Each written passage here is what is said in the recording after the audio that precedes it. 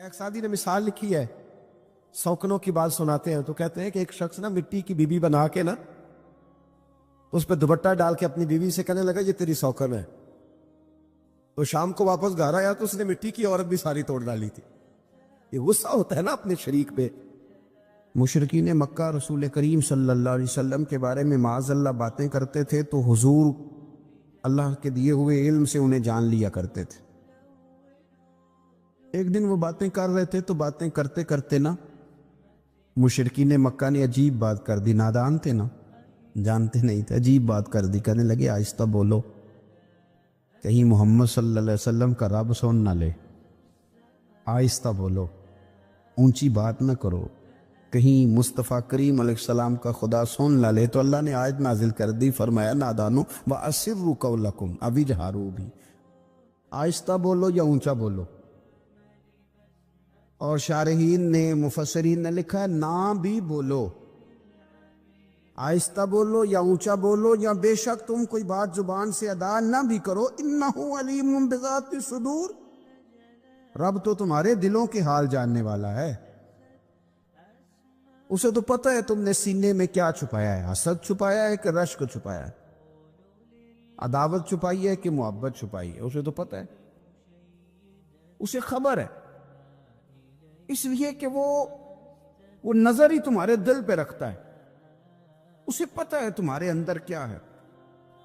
ہم لوگوں نے نا اپنی سارے معاملات دنیا داروں سے، لوگوں سے، یاروں سے، دوستوں سے وابستہ کر لیے.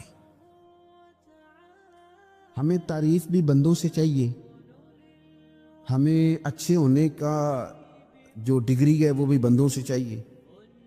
ہم بندے بڑے نیک ہیں یہ بھی لوگ کہیں تو پھر ہم مطمئن ہیں. ہم صحیح رستے پہ چل رہے ہیں یہ سند بھی بندوں سے چاہیے.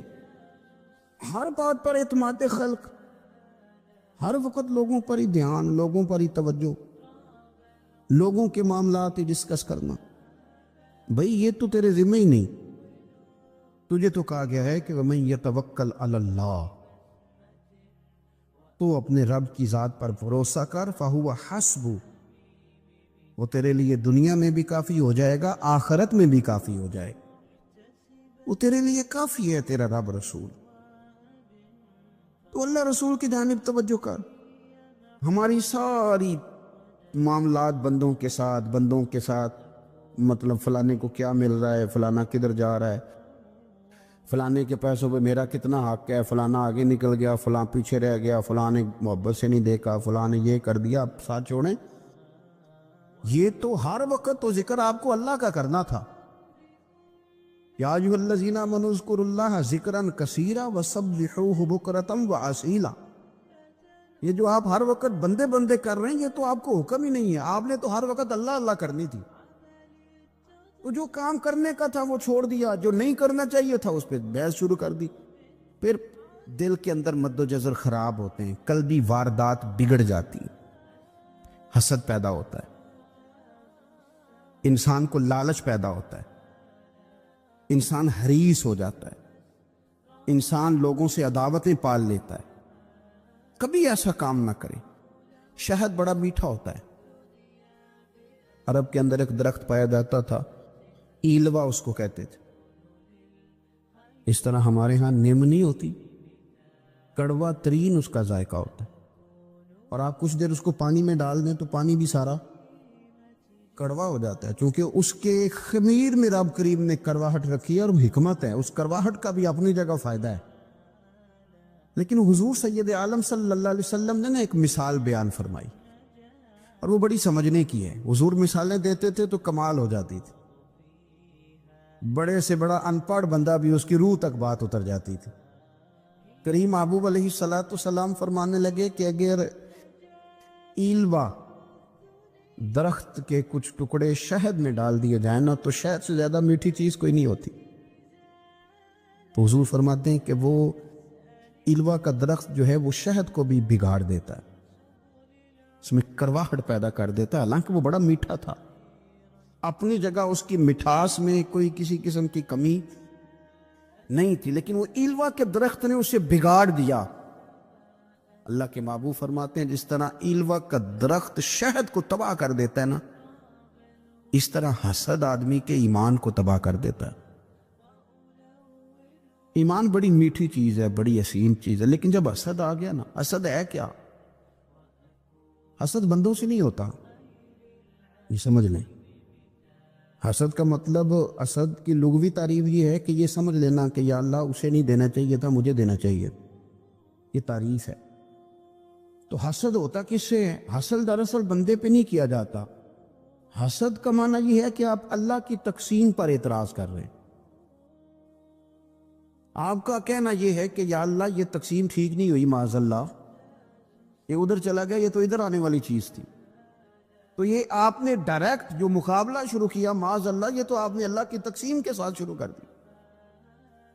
تو پھر دل میں بگاڑ آتا ہے، پھر انسان ٹوٹ پھوٹ کا شکار ہوتا ہے، پھر وہ کمزور پڑ جاتا ہے، پھر وہ ایسی باتیں کرتا ہے جو اس کے منصب کے مطابق نہیں ہوتی، کچی بات کرتا ہے، کمزور بات۔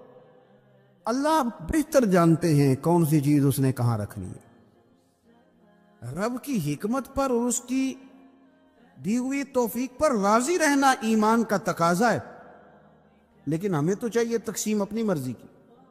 ادھر کیوں چلا گیا، ادھر آنا چاہیے تھا؟ بھئی آپ کو یہ کس نے حق دیا ہے؟ مالک نے جو چاہا، جب چاہا، جہاں چاہا اپنے فضل سے عطا فرمایا۔ حسد، اور پھر اس کے اگر کوئی حسد نہیں کرتا تو لالچ شروع کر دیتا ہے۔ وہ کہتا ہے کہ یہ جو اس کا مال ہے اس میں میرا بھی حق تھا، پھر تو مجھے ملنا چاہیے تھا۔ آپ یقین کریں کہ بندے بندوں سے کم پیار کرتے ہیں، جیبوں سے زیادہ پیار کرتے ہیں۔ اس بندے کو تو کوئی نقصان نہیں جس کے ساتھ آپ نے تعلق رکھا ہوا ہے جیب کا، لیکن آپ بڑے کمزور ہو گئے۔ آپ جب لالچ کر لیا، نفسانیت میں آ گئے تو آپ کمزور پڑ گئے۔ آپ نے مطلب کیا، آپ کا کیا خیال تھا کہ رب کی بارگاہ سے کوئی کم ملنے والا تھا جو بندوں پہ اتنی توجہ کر لی؟ حضرت بہلول دانا رحمت اللہ علیہ نے کیا خوبصورت انداز ہے، رب کریم کے بندوں کی باتیں اللہ کے لشکروں میں سے لشکر۔ کیا سوچ تھی، کیا نظریہ تھا، کیوں یہ لوگ اتنے مضبوط تھے؟ فکری طور پر مضبوط تھے، فکری طور پر۔ ہارون رشید حج کر کے واپس آ رہا ہے، حضرت بہلول دانا راستے میں بیٹھے ہیں، ملاقات ہو گئی، کہنے لگا حضور کوئی حکم ہو تو بتائیے گا۔ فرمانے لگے کوئی نہیں، تو جا اپنا کام کر۔ بادشاہ ہے، یا کسی کو کارڈ مل جائے تو وہ لوگوں کو دکھاتا پھرتا ہے، وزیر صاحب نے خود دیا ہے۔ بادشاہ وقت خود کہہ رہا حضرت کوئی حکم ہو تو، فرمایا نہیں اللہ خیر کرے گا۔ تو کہنے لگا حضور میں نے سنا ہے آپ مقروض ہیں، تو بتا ہی دیتے۔ تو آپ مسکرا کے فرمانے لگے تیرا کیا خیال ہے بھلا؟ کہنے لگے حضور کس بابت؟ فرمانے لگے تیرا کیا خیال ہے کہ اللہ ہارون رشید کو دے گا اور بہلول دانا کو بھول جائے گا؟ تیرا کیا خیال ہے؟ رب کریم ہارون رشید کو تو دیتا جائے گا اور بہلول دانا کو بھول جائے گا؟ بادشاہ کہتا ہے کہ میں چکرائے گیا کہ بھلا اس سوال کا کیا جواب ہے؟ تو میں نے کہا حضور رب تو بھولنے سے پاک ہے، وہ تو کسی کو نہیں بھولتا، اسے نہ اونگ آتی ہے نہ نیند آتی ہے۔ تو فرمانے لگے جا پھر اپنا کام کر، جب مناسب سمجھے گا تو بہلول کو بھی قرضے سے نجات عطا کاری دے گا، تو جا اپنی ڈیوٹی کر، وہ جب چاہے گا نا تو میرے قرضے دور۔ تو کیا سمجھتا ہے کہ تجھے یاد رکھے گا، مجھے بھول جائے گا؟ یہ کیسے ہو سکتا ہے؟ او یار ادھر دیکھ، میری بات سن۔ او بھائی، وہ تیرا میرا رب ہے، یہ ہو سکتا ہے کہ امیروں کو دے دے اور تیرے جیسے میرے جیسے غریبوں کو وہ بھول جائے؟ یہ ہو سکتا ہے؟ تو کیوں لوگوں کی جیبوں پہ توجہ، لوگوں کی جیبوں پہ نظریں، فلانے کے پاس آ گیا تو میں رہ گیا، مطلب کس لیے؟ ہمارا رب کسی کو بھولتا نہیں ہے، کسی شخص کو وہ میرا مالک اپنے فضل سے نظر انداز نہیں کرتا، وہ سب کو نوازتا ہے، لیکن اس کی حکمت کے تقاضوں کا انتظار کرنا مسلمان کی شان ہے۔ کبھی کسی حسد میں کبھی کرنا ہو تو رشک کریں، مزہ آئے گا۔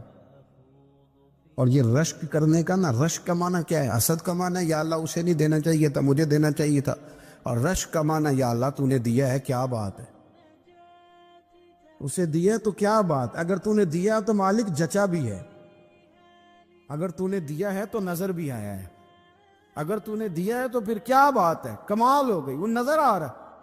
اور یا اللہ اسے دیا ہے تو میں بھی تیرا بندہ ہوں، اسے بھی اور دے اور مجھے بھی عطا فرما۔ یہ رشک ہے، رشک کا نا حضور نے حکم دیا ہے، نبی پاک نے رشک کا۔ ہمارا یہ مسئلہ ہے کہ ہم نا جو کرنے والا کام ہے وہ نہیں کرتے، رشک کرے۔ بخاری مسلم میں حدیث ہے، نبی پاک صلی اللہ علیہ وسلم نے فرمایا 2 بندوں پر رشک کرو۔ کہو کیا بات، رشک کرو 2 بندوں۔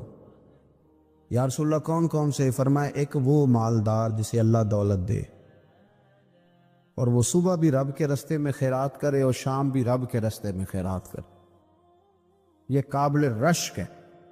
کہو تیری کیا بات ہے بھائی، کیا تجھے اللہ نے نوازا ہے، اور اس پر رشک کرو کو یا اللہ اسے اور دے تاکہ یہ تیرے بندوں پہ اور احسار کرے اور تیرے بندوں پہ سخاوت کرے، اور اللہ اس کے فیض تصدق ہمیں بھی عطا فرما۔ اور حضور فرماتے ہیں ایک مالدار پر جو صبح و شام سخاوت کرے، اور ایک اس عالم پر جسے اللہ قرآن کا علم دے، وہ صبح بھی لوگوں کو قرآن مجید کے ترجمے تفسیریں قرآن کے درس سکھائے اور شام بھی لوگوں کو قرآن مجید کے درس عطا فرمائے۔ اس پر رشک کرو، کہو کیا بات ہے یار تیری، تجھے اللہ نے کتنا نوازا۔ قابل رشک لوگوں پر رشک کرو، ان کی تعریف کرو، ان کے لیے اچھے کلمات ادا کرو۔ معاشرے میں حسد پرموٹ ہوا ہے، اگر کبھی رشک پرموٹ ہوتا نا تو عزتیں بڑھ جاتی، محبتیں بڑھ جاتی، خلوص میں اضافہ ہوتا، لوگ ایک دوسرے کے قریب آتے۔ ہم نے کسی فضیلت والے کی فضیلت کو تسلیم کرنے سے انکار کر دیا، ہم نے کسی بڑائی والے کی بڑائی کو تسلیم کرنے سے انکار کر دیا، ہم نے حسد کیا، ہم نے لالچ کیا، ہم حریص ہوئے۔ اس کا نقصان یہ ہوا کہ لوگ ایک دوسرے کے پاس رہتے ہوئے پاس نہیں رہتے، ایک دوسرے کے ساتھ وقت گزار رہے ہوتے ہیں لیکن ان کے بارے میں رویے ان کے سخت ہوتے ہیں، لب و لہجہ تلخ ہوتا ہے، جب وہ کسی کے بارے میں بے لاگ تبصرہ پوچھا جائے تو غلط باتیں کرتے۔ رشک کریں، دیکھیں نا حضرت ابو بکر صدیق اور رضی اللہ، حضرت عمر فاروق اور رضی اللہ، ساری زندگی دوڑ لگی رہی۔ حضرت عمر کہتے ہیں میں نے ساری زندگی دوڑ لگائی ہے کہ ابو بکر سے آگے گزر جائے، لیکن یہ دوڑ حسد والی نہیں، یہ رشک والی۔ فرماتے میرا دل کرتا تھا کہ میں نیکیوں میں ابو بکر سے آگے گزرتا ہوں، حضور کے عشق میں ابو بکر سے آگے گزر جاؤں، نبی پاک علیہ السلام کی اولاد کی محبت میں ابو بکر سے آگے گزر جاؤں، میں نہ خیر کے کاموں میں آگے گزروں۔ کہتے میرا ساری زندگی رشک کا رشتہ رہا، یہ رشتہ شاندار ہے، اس پر عمل کریں، اس پر توجہ کریں، بجائے اس کے کہ یہ کہنا کہ استاد جی کا فلانے سے زیادہ پیار ہے۔ پیار کی وجوہات تلاش کر، مرشد فلانے پہ نظر رکھتے ہیں تو میرے بھائی وہ نوٹوں کی وجہ سے نظر نہیں رکھتے، تو وجہ تو تلاش کرنا، وجہ کیا ہے؟ تو اپنے آپ کو اس طرح کا بنا، تو اس طرح کی کیفیات پیدا کر اپنے اندر۔ ہم کیا کرتے ہیں کہ رشک کرنے کی بجائے حسد کرتے، حسد نہیں کریں، اپنے آپ کو سنواریں، وہ رشک کی وجہ سے آپ سنوار سکتے۔ نبی پاک علیہ السلام کی پیاری زوجہ ام المومنین سیدہ عائشہ صدیقہ، بڑی شان ہے اس خاتون، بڑی عظمت، ان راہوں کے صدقے جن رستوں سے سیدہ پاک کی سواریاں گزرا کرتی، کیا درجہ اللہ نے دیا ہے سیدہ عائشہ صدیقہ کو۔ کہتی ہیں حضور کا وصال میری گود میں ہوا ہے، اور مولا علی شیر خدا فرماتے ہیں میں نے حضور کو سب سے زیادہ عائشہ صدیقہ سے پیار کرتے ہوئے دیکھا، اور عائشہ صدیقہ رضی اللہ تعالیٰ عنہ فرماتی ہیں میں نے حضور کو سب سے زیادہ فاطمہ الزہرا سے پیار کرتے تھے۔ یہ الگ ماحول ہے ان کا آپس میں۔ تو حضرت عائشہ صدیقہ اتنا بڑا مقام، لیکن وہ فرماتی ہیں میں نے ساری زندگی سیدہ خدیجہ الکبریٰ پہ رشک کیا۔ میں نے کہا کیا بات تھی اس خاتون کی جو وصال کر گئیں، لیکن شاید کو دن خالی جاتا ہو کہ مدینے والے ان کی وفاؤں کا ذکر نہ کریں، شاید کوئی خالی دن جاتا۔ کہتی ہے میں نے اتنا قابل رشک ماحول نہیں دیکھا، ایک دن حضور گھر میں گوشت لائے اور مجھ سے فرمایا عائشہ گوشت پکاؤ، تو میں اسے صاف کرنے لگی تو حضور فرمانے لگے شوربہ ذرا زیادہ کرنا۔ میں نے عرض کی حضور کیا کچھ مہمان آئیں گے گھر میں؟ تو فرمایا نہیں عائشہ، مدینہ منورہ میں نا مجھے پتہ چلا ہے خدیجۃ الکبریٰ کی کچھ سہیلیاں آئی ہیں، تو شوربہ بنا، میں انہیں پہنچاؤں گا، خدیجہ کی سہیلیوں کو شوربہ زیادہ پکا ذرا۔ حضرت عائشہ صدیقہ کہتی ہے میں نے بڑے نرم لب و لہجے میں بڑی بنا سوار کے مسجع مکفہ چن کے جملے بات کی۔ میں نے عرض کی حضور سنا ہے وہ آپ سے 15 سال عمر میں بڑی تھی، نکاح بھی پہلے ہو چکا تھا، اور بتاتے ہیں لوگ کہ بظاہر کوئی حسن و جمال بھی اس ماحول کا نہیں تھا۔ حضور اللہ نے آپ کو جوان اور خوبصورت بیویاں دی ہیں، پر میں جب بھی سنتی ہوں جناب خدیجہ کا ذکر ہی سنتی ہوں۔ میں نے رشک کے انداز میں کہا، کہتی میں بات کہہ کے خاموش ہو گئی۔ اب جب میں نے نظر اٹھا کے دیکھا تو حضور کی آنکھوں میں آنسو، نبی پاک صلی اللہ علیہ وسلم کا یہ انداز دیکھا تو میں نے کہا حضور میں رب رسول کی بارگاہ میں توبہ کرتے، اب تو رو دیے۔ تو حضور فرمانے لگے عائشہ یہاں جو بھی آیا ہے نا وہ سکھوں اور آسانیوں کے دنوں میں آیا، اور خدیجہ میری ان دنوں کی ساتھی تھی جو میرے تکلیف کے دن تھے، میری آزمائشوں کی، میری پریشانیوں کی میری ساتھی تھی۔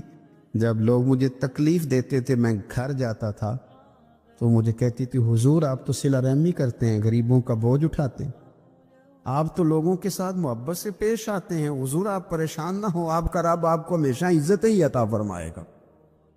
فرمایا وہ میری تکلیفوں کی اسے کیسے؟ میرے بھائی رشک کیا لوگوں نے ایک دوسرے پر، حسد نہیں کیا۔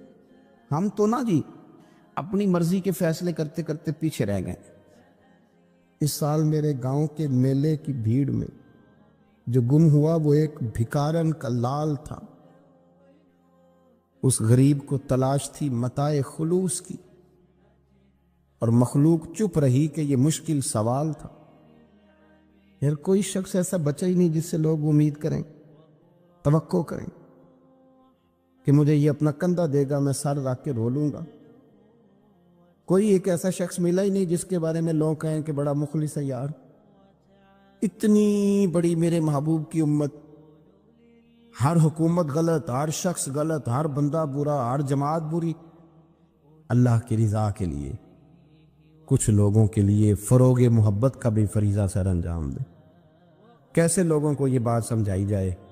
حضرت ابو ادریس خولانی رضی اللہ تعالیٰ عنہ تابعی ہیں، حافظ منذری نے الترغیب و ترہیب میں لکھا ہے، فرماتے ہیں کہ حضرت ابو ادریس خولانی کہ میں دمشق کی جامع مسجد میں گیا تو میں نے ایک چمکدار چہرے والا، سیاہ داڑھی والا، چمکتے دانتوں والا خوبصورت نوجوان نبی پاک کی حدیثیں بیان کرتا دیکھا۔ اس کے چاروں جانب حضور کے غلام بیٹھے تھے۔ میں نے ایک شخص سے کہا یار بڑا حسین چہرہ ہے، بڑا ہی خوبصورت انداز ہے، کون ہے بندہ؟ انہوں نے کہا آپ نہیں جانتے، یہ صحابی رسول حضرت معاذ ابن جبل ہے رضی اللہ تعالی عنہ۔ حضرت معاذ ابن جبل کا انتقال بھی کوئی 40 سال کی عمر سے پہلے ہو گیا تھا، لیکن ان پر حضور کا اعتماد اتنا تھا کہ حضور نے اپنی حیات ظاہرہ میں گورنر بنایا انہیں صوبے۔ چمکدار دانت، حدیثیں بیان کر رہے ہیں۔ حضرت ابو ادریس خولانی رضی اللہ تعالیٰ عنہ کہتے ہیں رش بڑا تھا، میرے دل میں خواہش ہوئی کہ آج تو لوگ زیادہ ہیں، کل آؤں گا ملاقات کروں گا۔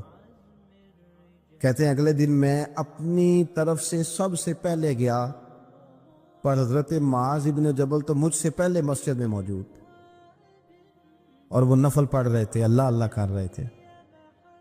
تو میں نے ان کے ساتھ سلام لی، فرمانے لگے کیسے آئے ہو؟ تو میں نے کہا حضور کل آپ کو دیکھا ہے، آپ کی باتیں سنی ہیں، تو گویا آپ کا تو چہرہ ساری رات میری آنکھوں کے سامنے رہا، تو میں تو سویرے زیارت کی غرض سے حاضر ہوا ہوں۔ اللہ کی رضا کے لیے مجھے آپ اچھے لگیں، اللہ کی رضا کے لیے۔ کوئی بندہ ایسا بھی تو ہو نا، کوئی غریب، کوئی مسکین، کوئی عالم، کوئی صوفی، کوئی درویش، کوئی ذاتی تعلق نہ ہو، تعلق کیا ہو؟ اللہ کے لیے۔ آپ مجھے اچھے لگیں حضرت سیدنا معاذ ابن جبل فرمانے لگے واقعی ایسا ہی ہے؟ عرض کی حضور بالکل ایسا ہی ہے۔ تو فرماتے میں نے چادر لی ہوئی تھی، حضرت معاذ ابن جبل نے میری چادر کو پکڑ کے کھینچا، فرمایا پکی بات کر یار۔ میں نے کہا حضور پکی کر رہا ہوں۔ تو فرمانے لگے سن، پھر میں نے نبی کریم سے سنا ہے، رسول کریم علیہ السلام نے فرمایا جو دو بندے رب کی رضا کے لیے پیار کرتے آپس میں، اللہ ان دونوں سے محبت فرماتا ہے۔ سن پھر اس کو یاد رکھنا، اللہ ان دونوں سے محبت کرتا ہے۔ حضرت ابو ادریس خولانی سے کوئی پوچھتا تھا نا کہ دنیا میں جانا ہے تو سرمایہ کیا ہے، تو فرماتے تھے یہ جو میں نے چادر لی ہوئی ہے نا، اس چادر کے اندر میرا وجود ہے، اور وجود کے اندر میرا دل ہے، اور دل کے اندر میں نے حضرت معاذ ابن جبل کو رکھا ہوا ہے۔ میں نے وہاں ان کا ٹھکانہ بنایا ہوا ہے، وہاں ان کا ٹھکانہ ہے۔ یہ دور نکتہ چی ہے، کہیں چھپ کے بیٹھ جا، اور جس دل میں تو مکی ہے وہیں چھپ کے بیٹھ جا۔ اقبال کہتے ہیں جس دل میں تو مکی ہے وہیں چھپ کے بیٹھ جا۔ دوستو، رسول اللہ صلی اللہ علیہ وسلم کے غلاموں نے مالک کی رضا کے لیے لوگوں سے پیار، فروغ محبت میں کردار ادا کی، اور بہترین کردار۔ آپ اپنی زندگی میں کچھ چیزیں ایسی بنائیں جن میں فقط اللہ کی رضا کے لیے محبت، خالق کی رضا کے لیے پیار، خالق کی رضا۔ آپ یقین کریں اگر تھوڑا تھوڑا کر کے ہم اس محبت کو فروغ دیں نا اپنے دلوں میں، تو بہت سارے بادل چھٹیں گے۔ ہم نے نا وہ تیزی سے دولت کو، لالچ کو، میں اکثر کہتا ہوں کہ میاں بیوی کا جو رشتہ ہوتا ہے نا، اس کو اللہ پاک نے نا قرآن پاک میں اپنی نشانیوں میں سے ایک نشانی قرار دیا ہے۔ ان دونوں کی وجہ سے گھر چلنا ہے، بچوں کی پرورش ہونی ہے، نظام زندگی۔ آپ گھر سکون کے لیے جاتے ہیں، اطمینان کے لیے۔ آپ اپنے گھر کے اندر جیسے بھی ہوں، آپ کہتے ہیں یہاں مجھے کوئی پریشانی، یہ میرا اپنا بیڈ ہے، اپنا بستر ہے۔ لیکن اگر اسی رشتے میں جب آپ بیج بوئیں تو سب سے پہلے دولت کا بوئیں۔ اگر لڑکے والے یہ لالچ کرتے ہیں نا لڑکی کیا لے کے آئے گی، تو لڑکی والوں کا بھی لالچ ہوتا ہے کہ لڑکا کماتا کیا ہے۔ ان کو بھی پتا ہوتا ہے کہ کتنے پیسے لاتا ہے، کیا کمائی ہے، کتنا کو جھاڑو پھیر لیتا ہے۔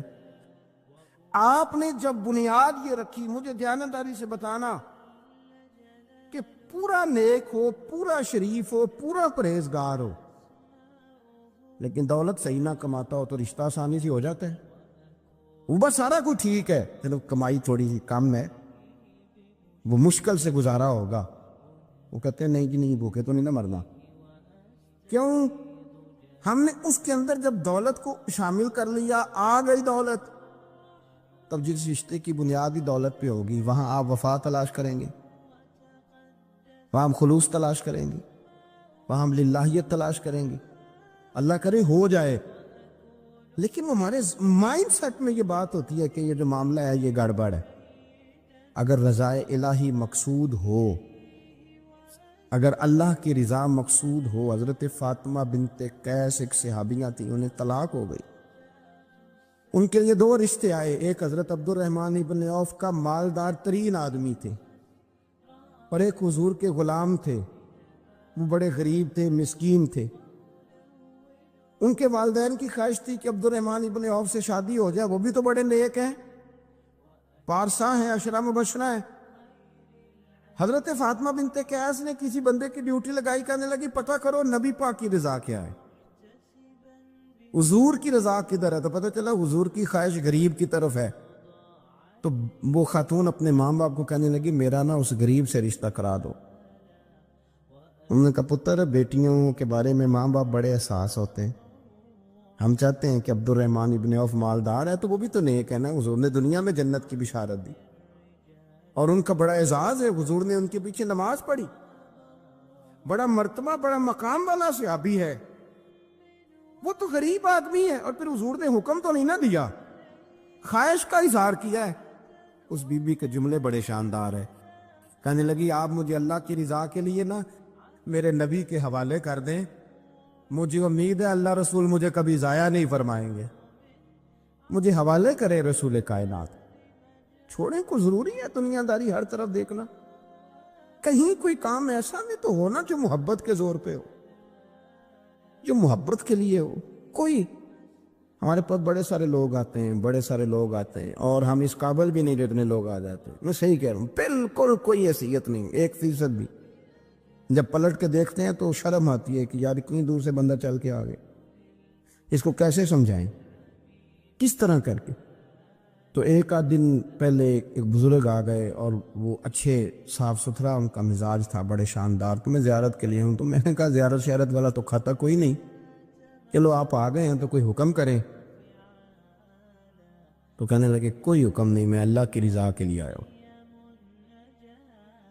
یہ کوئی تقریر نہیں تھی, کوئی خطبہ نہیں تھا, نہ ان کے سامنے سپیکر تھا, نہ وہ شور کر رہے تھے, نہ وہ نعرے لگوا رہے تھے, نہ وہ ہاتھوں پہ ہاتھ مار رہے تھے.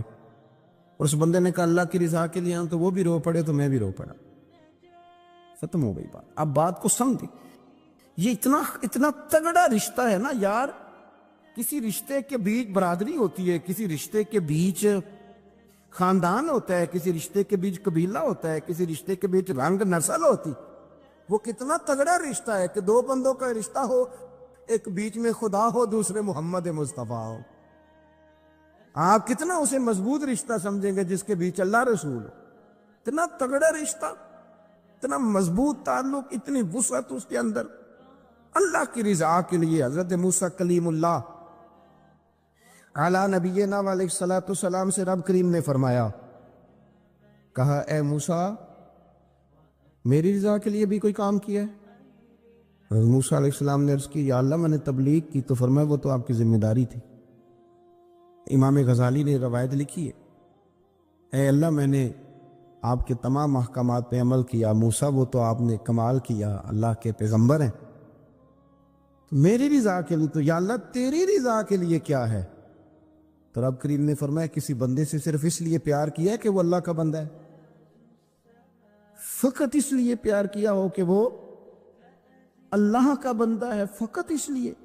میرے عزیز آپ بات کو سمجھیں, زندگی میں فروغ محبت پر کچھ کام کریں, کچھ تھوڑا سا کوشش کریں گرد جھاڑنے کی, کچھ گرد جھاڑنے کی. کو ہم نے نا ایک سٹیٹس بنا لیا ہے. اب تو مسلمان پہلے فرقوں میں بٹے, قبیلوں میں بٹے, اب شہروں میں بٹ گئے. آپ کبھی گجرانوالہ کے لوگوں سے پوچھو نا گجرات, تو کہنا ہو گجرات والے تو اللہ بچائے, کہتے ہیں کہ نہیں؟ گجرات کے لوگوں سے پوچھے گجرانوالہ تو کہتے ہوتے کھاندے ہی بڑا نہیں, کس کی بات کر رہے ہیں. تو گجرانوالہ والوں سے پوچھیں لاہور والے, کہتے توبہ لاہوریا جی. صحیح کون ہے؟ کوئی بھی نہیں. کیوں؟ اس لیے کہ ہم نے ہر شہر کے لیے کہاوت بنا لی ہے. میں صحیح کہہ رہا ہوں, ہر قبیلے کے لیے کوئی نہ کوئی. یہ ہم نے ظلم کیا اپنی جان, یہ ہم نے زیادتی کی. کہانیاں بن گئی, کہاوتیں بن گئی, شہروں کے لیے, علاقوں کے لیے, قبیلوں کے لیے. مقصود کیا تھا؟ کسی طریقے سے نفرت پروان چڑھے. کھانا ہے نا, کھانا تو آپ جو کھانا کھاتے ہیں وہ اپنے ذائقے کے مطابق کھاتے ہیں. سندھ کے لوگ جو کھانا کھاتے ہیں وہ اپنے, آپ کا کوئی حق نہیں آپ ان کے کھانے پر تنقید کریں, اس لیے کہ ان کا ذائقہ وہ ہے. اور ان کا بھی کوئی حق نہیں وہ آپ کے کھانے پر تنقید کریں, اس لیے کہ آپ کا ذائقہ. لیکن طنز کرتے ہیں. جو بات سمجھانا چاہتا ہوں وہ یہ ہے کہ ہم طنز کرتے ہیں, تنقید کرتے ہیں. تضحیک آمیز لہجہ ہمارا ہوتا ہے. اس لہجے کے اندر کمزوری ہوتی ہے, اس کے اندر اس طرح کی بناوٹ ہوتی ہے کہ محسوس ہوتا ہے کہ ہم سامنے والے کو بڑا نفرت کی نظر سے دیکھتے ہیں. یہ رویہ کبھی اختیار نہ کریں. اپنی زندگی میں کوشش کریں خلوص کے ساتھ, للہیت کے ساتھ. میرے نبی پاک علیہ السلام نے صحابہ سے پوچھا تھا بتاؤ دین کی مضبوط گرہ کون سی ہے؟ مضبوط گرہ دین کی. تو ایک صحابی نے کہا یا رسول اللہ نماز. 5 وقت مسلمان جمع ہوتے ہیں, ایک دوسرے کا حال احوال پوچھتے ہیں, تو اس گرہ میں مسلمان بندے رہتے ہیں. حضور نے فرمایا تم نے بات ٹھیک کی پر میری مراد کو نہیں پہنچے. ایک صحابی نے عرض کی یا رسول اللہ صلی اللہ علیہ وسلم زکوٰۃ. امیر غریب کو زکوٰۃ دیتا ہے تو دونوں کا رشتہ مضبوط ہو جاتا ہے، تو یہ بہت بڑی گرہ ہے۔ تو حضور نے فرمایا بات تمہاری ٹھیک ہے، پر تم میری مراد کو نہیں پہنچے۔ تو تیسرے نے عرض کی حضور حج، مختلف رنگوں کے، قبیلوں کے، نسلوں کے، علاقوں کے لوگ آتے ہیں، ایک ہی لباس پہنتے ہیں، ایک ہی بولی بولتے ہیں، لبیک اللہم لب۔ تو یہ بہت بڑی مضبوط گرہ ہے۔ نبی پاک صلی اللہ علیہ وسلم نے فرمایا بات تمہاری ٹھیک ہے، پر تم میری مراد کو نہیں پہنچے۔ تو صحابہ نے عرض کی حضور پھر آپ ہی بتا دیں کہ اسلام کی مضبوط گرہ کون سی ہے جس میں مسلمان جڑ جائیں گے۔ نبی پاک نے فرمایا مضبوط گرہ محبت ہے۔ اللہ کی رضا کے لیے پیار کرو، لوگوں سے پیار کرو۔ کوئی بندہ پھر تمہیں تلخ بھی ملے گا نا، تو تم چونکہ اس کے لیے نہیں کر رہے، اللہ کے لیے کر رہے، تو پھر تمہارے لیے سہنا بھی آسان ہو جائے گا، دیکھنا اور پرکھنا بھی آسان ہو جائے گا۔ رضائے الہی کی خاطر لوگوں کا پیار بخاری مسلم میں ہے۔ نبی پاک علیہ السلام نے فرمایا ایک شخص اپنی بستی سے چلا لمبے سفر پہ دوسری بستی جانے کے لیے، تو رستے میں فرشتہ ملا انسانی شکل میں۔ اس نے پوچھا کہاں جا رہے ہو؟ اس نے کہا اپنے بھائی سے ملنے جا رہا ہوں۔ فرشتہ پوچھنے لگا اس کا کوئی احسان ہے تمہارے اوپر، کوئی لین دین ہے؟ اس نے کہا نہیں۔ تو کہا پھر کیوں اتنا لمبا سفر کر رہے ہو؟ تو کہنے لگا یار میں اللہ کی رضا کے لیے اس سے پیار کرتا ہوں، اللہ کی رضا کے لیے، تو اس لیے جا رہا ہوں۔ تو سنیں یہ بخاری مسلم کے لفظ ہیں۔ حضور فرماتے ہیں وہ فرشتہ کہنے لگا سن پھر، میں انسان نہیں، میں فرشتہ ہوں، اور مجھے رب کریم نے بھیجا ہے یہ کہنے کے لیے کہ اگر تم دونوں اللہ کی رضا کے لیے ایک دوسرے سے پیار کرتے ہو تو اللہ تم دونوں سے پیار فرماتا ہے۔